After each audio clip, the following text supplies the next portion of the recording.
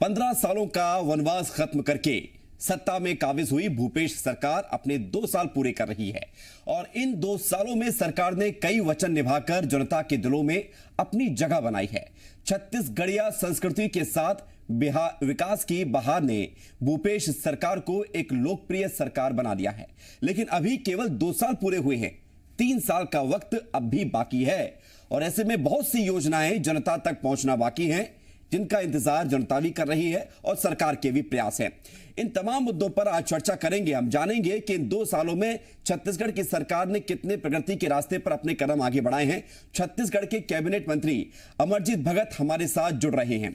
अमरजीत भगत के पास खाद्य मंत्रालय है, नागरिक आपूर्ति एवं उपभोक्ता संरक्षण मंत्रालय है, संस्कृति मंत्रालय भी है। स्वागत आपका अमरजीत भगत जी।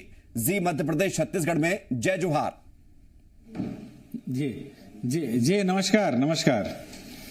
तो सबसे पहला सवाल यही है कि 2 सालों का सफर कैसा रहा और आप तो कैबिनेट में उन चेहरों में शुमार हैं जो गुड लिस्ट में मुख्यमंत्री भूपेश बघेल के शामिल हैं।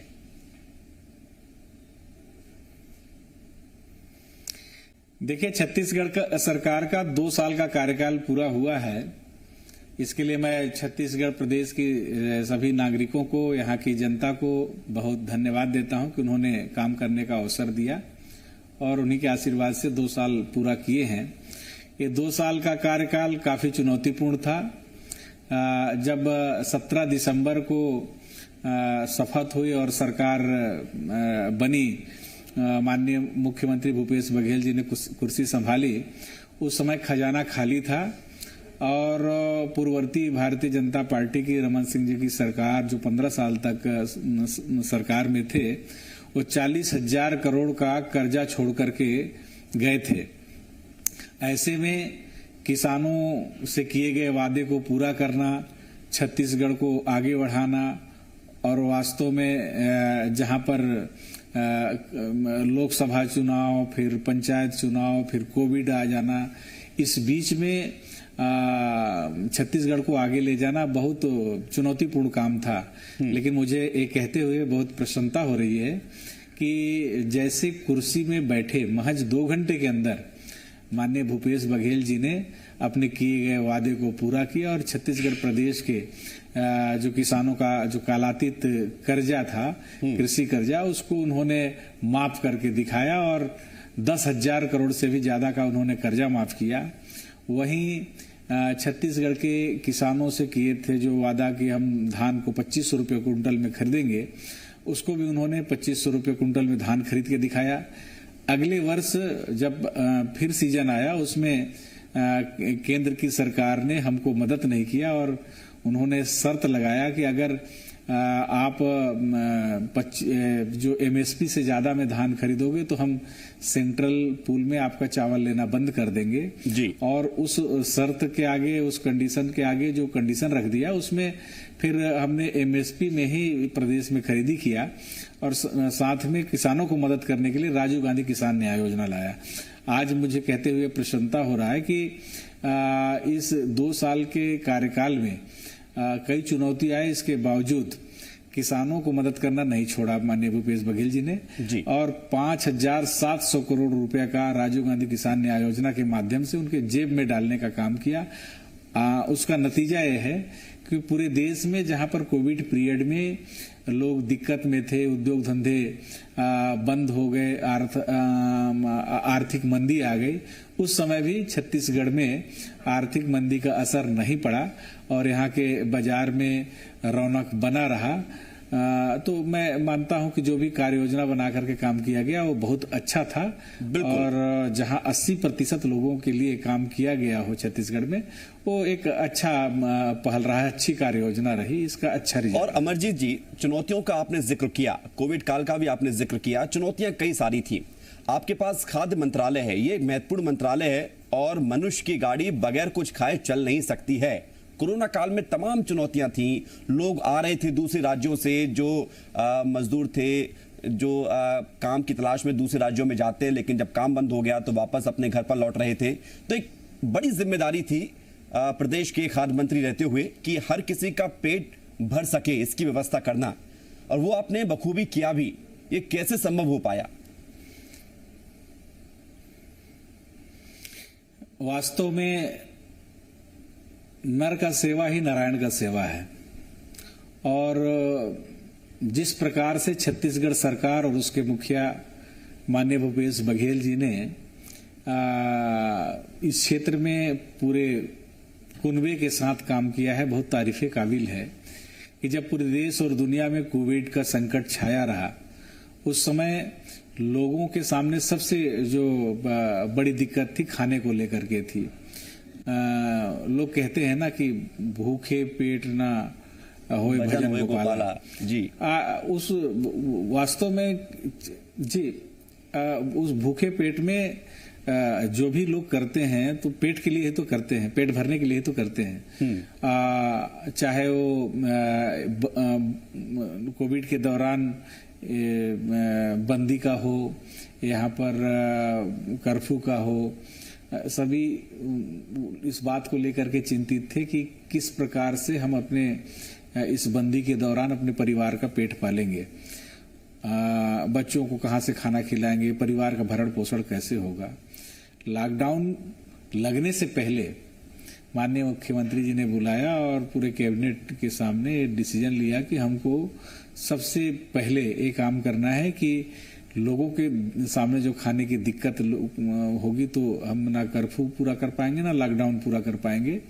लोग घर से सब नियम को तोड़ करके रोड में उतरेंगे। उसको ठीक करने के लिए उन्होंने एडवांस में मार्च में लॉकडाउन लग रहा था, अप्रैल मई और जून 3 महीने का एडवांस में सबके घर राशन पहुंचाने का निर्देश दिया। और दिन रात एक करके इतना चुनौतीपूर्ण वास्तव में था, जिस समय गाड़ी ना चल रही हो, नक्सली एरिया हो, जहां लेबर ना मिल रहे हो, ऐसे टाइम में लोगों तक खाद्यान्न पहुंचाना वास्तव में बहुत चुनौतीपूर्ण काम था। लेकिन जहां चाह है वहां राह है, नेक इरादा और बुलंद जो हौसले थे सभी लोगों में काम करने के, और लोगों ने इस बात को करके दिखाया। छत्तीसगढ़ राज्य में और बाकी राज्य में जो अंतर देखने को मिला कि बाकी राज्य से जो मजदूर और प्रवासी मजदूर आ रहे थे, उनको लाने की व्यवस्था, उनको रोकने के लिए क्वारंटाइन सेंटर की व्यवस्था, और वहां पर लोगों का स्वास्थ्य परीक्षण, उनके लिए खाने की व्यवस्था, और जितने दिन तक उन लोग क्वारंटाइन सेंटर में रोके गए उतने दिन में उन लोगों के लिए जॉब कार्ड बना देना, उनके लिए राशन कार्ड बना देना और उनके गांव तक छोड़ना। तो एक तरह से एक व्यवस्थित कार्य योजना बना करके किया गया, जिससे लोगों में खाने को लेकर के, जॉब को लेकर के यहाँ पर कोई ज्यादा दिक्कत नहीं आई। और जो अन्य प्रदेश से आए थे उनको भी रुकवाने का, उनको भी खाने का, उनको भी स्वास्थ्य की व्यवस्था देखने को मिला है अमरजीत जी। अपने सीमा तक सरकार ने प्रयास किए थे उनके लिए, तो ये व्यवस्था जो यहाँ की वो असर देखने को भी मिला। जो मजदूर दूसरे राज्यों से, दूसरे शहरों से आए थे, उनको व्यवस्था दी गई खाने पीने की। और चूंकि खाद्य मंत्रालय पूरी तरह से डिपेंड है किसानों पर, किसान जब तक उगाएगा नहीं तब तक हम कैसे खाने योग्य सामग्री को इकट्ठा कर सकेंगे। और सरकार की फ्लैगशिप योजना है धान खरीदी समर्थन मूल्य पर 2500 रुपए में। इसको लेकर सरकार और आप भी अभी बात कर रहे थे, लेकिन अभी जब धान खरीदी इस वर्ष शुरू होने जा रही थी तो देरी के आरोप लगे थे सरकार पर। विपक्ष कह रहा था कि धान खरीदी 1 नवंबर से शुरू होनी चाहिए, जबकि सरकार ने 1 दिसंबर से इसकी शुरुआत की। लेकिन बारदाने की कमी की बात कही गई थी उस वक्त सरकार की तरफ से। अभी सब कुछ ठीक है? बारदाने की जो कमी थी वो दूर कर ली गई है क्या? देखिए, आपने बहुत महत्वपूर्ण विषय को उठाया। छत्तीसगढ़ के संदर्भ में जहां 80% किसान निवासरत हों, जिनका मुख्य धंधा कृषि हो, धान का कटोरा छत्तीसगढ़ हो, वहां सबसे बड़ा है किसानों का मदद करना, सबसे बड़ा काम है। और ये सरकार धान खरीदी का काम को कर रही है, लगातार कर रही है। इस वर्ष जो 1 महीना नवंबर में जो खरीदी होना था, विलंब से हम 1 दिसंबर से शुरू किए, उसके पीछे हमारे पास पर्याप्त कारण है। क्योंकि धान खरीदी की नीति में इस बात का उल्लेख है कि आप केंद्र के माध्यम से ही, जूट कमिश्नर के माध्यम, भारत सरकार के माध्यम से ही आप बारदाने की आपूर्ति करेंगे। राज्य अपनी आवश्यकता के अनुसार मांग करेगा और भारत सरकार उसकी आपूर्ति करेगा। हमने छत्तीसगढ़ की आवश्यकता के अनुरूप 4,75,000 गठान बोरे का हमने मांग किया। जिसपे जब वार्ता हुई तो उन्होंने कहा कि 3 लाख हम वारदाने देंगे, और 3 लाख वारदाने कह करके भी जब देने की बारी आई तो केवल 1,45,000, जो आधे से भी कम है। और आधे अधूरे में धान कैसे खरीदी करेगा, किस एरिया में आप खरीदी करेंगे, किस एरिया में छोड़ेंगे। पूरे छत्तीसगढ़ हमारे किसान हैं, हमारे लोग हैं जी। हम अव्यवस्था नहीं चाहते थे, इसलिए तैयारी पूर्ण करने के लिए हमने बारदाने की जो व्यवस्था थी उसको दुरुस्त कराया। केंद्र के असहयोग के बावजूद माननीय भूपेश बघेल जी ने ये निर्देश दिया कि राज्य के अंदर जो हमारे पास पुराने बोरे हैं, पुराने बारदाने हैं, उसको इकट्ठा कराया जाए। जो मिलर्स के पास है, जो पीडीएस में है, उसको इकट्ठा कराया जाए। इस बार पुराने बारदाने में खरीदी होगी। सो हमने पुराने बारदाना इकट्ठा कराना शुरू किया। पीडीएस के माध्यम से 1 लाख बारदाना, मिलर्स के माध्यम से 2 लाख बारदाना, और जो शेष गैप हो रहा था उसको हम लोग एचडीपी जो प्लास्टिक के बोरे हैं उसको हमने टेंडर करके मंगाया। तो एक तरह से कई तरह से जो एक गैप आ रहा था बारदाने को लेकर के, उसको हमने ठीक किया है। और अभी रिसेंटली हमने किसानों से भी उनके बोरे में भी अगर जो धान ला रहे हैं तो उसको भी हमने परमिट किया है। तो एक तरह से भारतीय जनता पार्टी के साथी केवल आरोप लगा सकते हैं, उनके पास न किसानों के लिए कुछ करने का इच्छा शक्ति है और न ही कभी उनके साथ खड़ा होते हैं।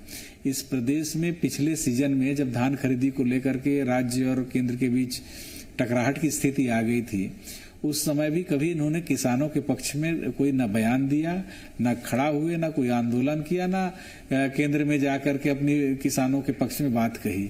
उस समय भी माननीय भूपेश बघेल जी अपने कैबिनेट के साथ मुझे भी और कृषि मंत्री जी को भी लेकर के गए थे, लेकिन केंद्र सरकार इसके बाद भी टस से मस नहीं हुआ और कोई भी लिबर्टी हमको नहीं दिया। बावजूद आज अगर किसानों का धान खरीदी हो रहा है तो ये सरकार की जो बुलंद इरादे हैं, किसानों के प्रति जो समर्पण है, उसका नतीजा है। और इसके लिए मैं मुख्यमंत्री जी को ही धन्यवाद दूंगा कि हर परिस्थिति में वो किसानों के साथ खड़ा होने का जो निर्णय लिया है, ये बहुत कम लोगों में देखने को मिलता है। और छत्तीसगढ़ के मुख्यमंत्री में ये बात है, ये छत्तीसगढ़ को बहुत आगे ले जाएगा। बिल्कुल। और अमरजीत जी, एक सवाल आपके विभाग से जुड़ा हुआ है। पिछली सरकार पर फर्जी राशन कार्ड बनाने के आरोप लगे थे। इस सरकार में आपके विभाग ने विपक्ष को उस तरह की शिकायत करने का मौका नहीं दिया जो शिकायत आपने विपक्ष में रहते हुए सरकार की थी। प्रदेश में सबका पेट भरा रहे, इसके लिए भी सरकार ने योजना बनाई। तो ये कैसे संभव हो पाया कि शिकायत भी नहीं हुई, सबको राशन भी मिला है और कहीं कोई गड़बड़ी भी सामने नहीं आई? देखिए साहब, क्या है कि अगर सबकी जो मांग है, सबकी आवश्यकता है, उसको अगर आप पूरा कर देंगे तो गड़बड़ी क्यों होगा। छत्तीसगढ़ पहला राज्य है जो 2 अक्टूबर गांधी जयंती के दिन माननीय मुख्यमंत्री भूपेश बघेल जी ने यहाँ पर यूनिवर्सल पीडीएस सिस्टम लगाने के लिए आदेश दिया। उसको हमने उस दिन लागू करके दिखाया। सबसे पहले हम प्रभार संभालने के बाद पहला काम किया कि यहाँ के जो नागरिक हैं, जिनके पास बीपीएल कार्ड है, जिनके पास अन्य प्रकार के राशन कार्ड है, विभिन्न प्रकार के जो राष्ट्रीय खाद्यान्न सुरक्षा के और छत्तीसगढ़ खाद्यान्न सुरक्षा के दोनों कार्ड बनाने के बाद जो शेष लोग थे, उसको हमने यूनिवर्सल पीडीएस सिस्टम, सार्वभौमिक पीडीएस सिस्टम में उनके लिए हमने कार्ड दिया। तो जिसके पास गरीबी रेखा में या राष्ट्रीय खाद्यान्न सुरक्षा में, छत्तीसगढ़ खाद्यान्न सुरक्षा में कार्ड था और जो गैप आ रहा था, उसको हम यूनिवर्सल पीडीएस सिस्टम में कार्ड जारी किया। तो आज प्रदेश में लगभग 65 लाख कार्ड के माध्यम से हम 2.5 करोड़ लोगों के लिए खाद्यान्न की व्यवस्था को दुरुस्त करके रखे हैं। तो इस प्रकार से किसी का नाम बोगस होने का सवाल ही नहीं, सबका हमने आधार कार्ड से लिंक कर दिया। और हमने कहा है इसके बाद भी कि चाहे वो अमीर हो या गरीब हो, राशन कार्ड सबको देंगे, सस्ता राशन सबका अधिकार, छत्तीसगढ़ में भूखा कोई नहीं सोएगा। तो ये हमारा स्लोगन है और इसको हमने चरितार्थ करके यहाँ पर दिखाया है। और इस बात को लेकर के हमें को प्रसन्नता भी होती है कि जब कोविड के पीरियड में जंगल के अंदर से, पहाड़ों से लोग फोन करके धन्यवाद देते थे भूपेश बघेल जी की सरकार को, भूपेश बघेल जी को, कि इस विषम परिस्थिति में हमारा ख्याल रखा सरकार। तो इस सरकार के लिए, किसी भी सरकार के लिए बहुत बड़ी पूंजी है कि लोगों का विश्वास बना रहे, और इसको हमने करके दिखाया है। तो मुझे लगता है कि छत्तीसगढ़ का विश्वास बहुत आगे ले जाएगा छत्तीसगढ़ को, और जो नेक इरादा है, बुलंद जो हमारे हौसले हैं, ये छत्तीसगढ़ के विकास को तेजी से आगे ले जाएगा। निश्चित तौर पर विश्वास सबसे बड़ी पूंजी होती है किसी भी सरकार के लिए, और जनता का विश्वास यदि सरकार के पास है तो सरकार सही दिशा में काम भी करती है। मंत्री जी, आपके पास संस्कृति मंत्रालय का भी जिम्मा है, और इसी मंत्रालय से जुड़ा हुआ एक सवाल यह है कि अब किस तरह के काम प्रदेश की परंपरा और संस्कृति को सहेजने के लिए अब तक हुआ है, उसका कितना फायदा मिला है, और अगले 3 साल का लक्ष्य क्या है?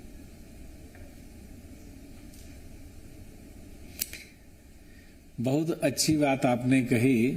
अगर अभी सबसे ज्यादा दिक्कत है तो संस्कृति विभाग में जो कलाकार हैं, जो कार्यक्रम पेश करते हैं जिससे उनको आर्थिक आमदनी होती है, कोविड के कारण सबसे ज्यादा इनको नुकसान हुआ, क्योंकि सेंट्रल से जो गाइडलाइन आता है उसमें आयोजन पर पूर्ण रूप से पाबंदी है और बड़े आयोजन नहीं कर सकते। ऐसे में आयोजन नहीं हो पा रहा है, लोगों को आर्थिक आमदनी जो होनी चाहिए थी वो नहीं हो पा रही है। वैसे पिछले वर्ष हमने संस्कृति मंत्री बनने के बाद पहला आयोजन करने के लिए मौका मिला था और माननीय मुख्यमंत्री जी ने अवसर दिया था। राष्ट्रीय आदिवासी नृत्य महोत्सव, उसमें हमने बड़ा आयोजन किया था और देश और विदेश के कलाकार आए थे और सभी लोगों ने खोल करके अपने अपने कला का प्रदर्शन किया था। मुख्य रूप से यहाँ के कला और कलाकारों को और यहाँ की संस्कृति को आगे बढ़ाने के लिए काम दिया गया है और उस दिशा में हम काम कर भी रहे हैं। अभी जाकर के परिषद का गठन हो रहा है, परिषद के अध्यक्ष माननीय मुख्यमंत्री जी होंगे और उसमें राज्य भाषा से लेकर के उसमें जो नृत्य का है, संगीत का है, बहुत सारे विंग्स बने हैं, सबके अध्यक्ष माननीय मुख्यमंत्री जी होंगे। तो मैं सोचता हूं कि यहाँ पर फिल्म सिटी भी बनेगा और यहाँ के कलाकारों को अवसर भी मिलेगा।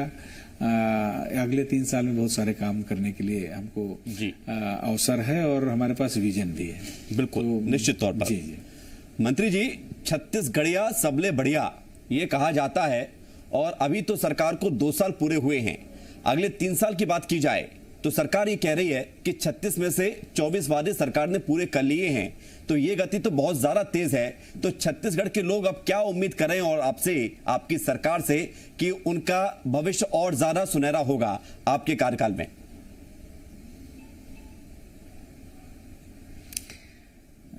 छत्तीसगढ़ के संदर्भ में आगे आने वाले 3 साल के लिए मैं कहूंगा कि अब दुख के दिन गयो रे भैया, सुख के दिन आयो रे।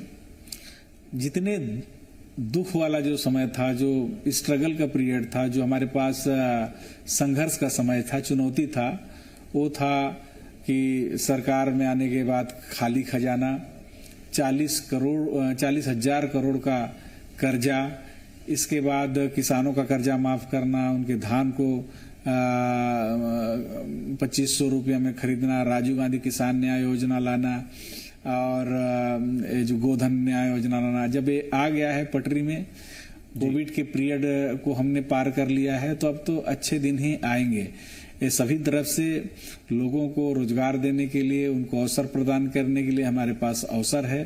चाहे वन क्षेत्र में जिस प्रकार से लघु वनोपज का संग्रहण और उसका विपणन का व्यवस्था किया गया है, उससे हमको अच्छा इनकम जनरेट होने वाला है, उससे आदिवासी वर्ग को खासा फायदा होने वाला है। गोधन न्याय योजना से महिला स्वयं सहायता समूह सशक्त हो रही हैं। ठीक उसी प्रकार जो मैदानी क्षेत्र में किसानों के लिए जो हम योजना लेकर के आए हैं, उनके धान का सही कीमत मिल रहा है। साथ में जो यहाँ पर बायोडीजल बनाने के लिए जो हमारा योजना है वो भी मूर्त रूप लेगा। तो आने वाले समय में बहुत सारी उपलब्धियां रहेंगी, बहुत सारे अवसर रहेंगे जो छत्तीसगढ़ की दशा और दिशा को बदलेगा। और छत्तीसगढ़ अब दौड़ेगा, फुल स्विंग में फुल गति से दौड़ेगा। अभी तक संघर्ष कर रहा था, अब खड़ा हो गया है, अब दौड़ेगा। बिल्कुल, और निश्चित तौर पर हर कोई चाहेगा भी कि छत्तीसगढ़ तेज गति से दौड़े, और दौड़ भी रहा है। मंत्री जी, सरकार के लिए एक मजबूत विपक्ष की भी जरूरत होती है ताकि सही आंकलन भी हो सके। विपक्ष को आप इस मौके पर क्या संदेश देना चाहेंगे? क्या विपक्ष सही दिशा में काम कर रहा है, अपनी भूमिका निभा रहा है, या कुछ और सुधार की गुंजाइश आप महसूस करते हैं? देखिए, विपक्ष सही मायने में सरकार का आईना होता है, और सरकार की कमियों को, सरकार में जो अगर किसी प्रकार का कोई गेप आ रहा है उसको आईना दिखाने का काम विपक्ष करता है, अगर सही दिशा में काम करे तो। और केवल मनगढ़ंत और आधारहीन बात करे, जो केवल मनगढ़ंत आरोप लगाए और जनता में उस बात का कोई विश्वास ना हो, तो उसको लोग जो है धीरे धीरे उसके ऊपर विश्वास करना बंद कर देते हैं। आज अगर छत्तीसगढ़ इन परिस्थितियों से गुजर रहा है, अगर छत्तीसगढ़ में किसानों के मामले में, छत्तीसगढ़ औद्योगिक मामले में सेंट्रल का जो पॉलिसी है उसमें लोग कोई वक्तव्य नहीं देते हैं। आज 1 साल होने जा रहा है, अप्रैल के बाद से केंद्र से जीएसटी का हमारा जो छत्तीसगढ़ का हिस्सा है वो अभी तक नहीं मिला है। तो केंद्र में जो यहाँ के मंत्री हैं, सांसद हैं, या भारतीय जनता पार्टी की सरकार है, कभी तो एक बयान उनके लिए लिखना, बिल्कुल निश्चित तौर पर भूमिका महत्वपूर्ण होनी भी चाहिए। अमरजीत जी, आप बिल्कुल ठीक कह रहे हैं कि एक विपक्ष की भूमिका सार्थक होती है तो विकास और ज्यादा तेज गति से आगे बढ़ता है। बहुत शुक्रिया आपका हमारे साथ जुड़ने के लिए। आपको बहुत बधाई, आपको और आपकी सरकार को 2 साल पूरा करने पर, और अगले 3 साल के लिए ढेर सारी शुभकामनाएं। नमस्कार।